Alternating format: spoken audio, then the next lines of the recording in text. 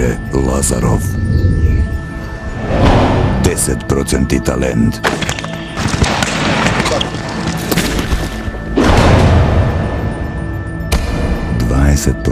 naporna работа.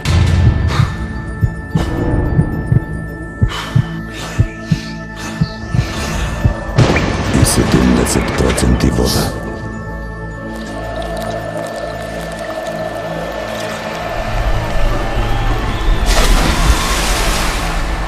Pelisterka.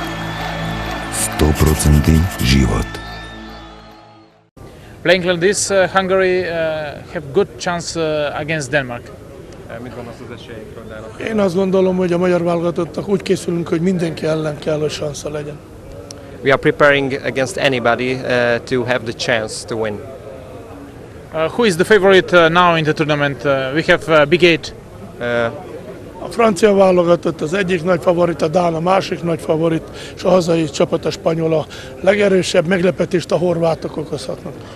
France, Denmark and of course Spain are the best teams I think in the World Championships, and Croatia could mean some surprise.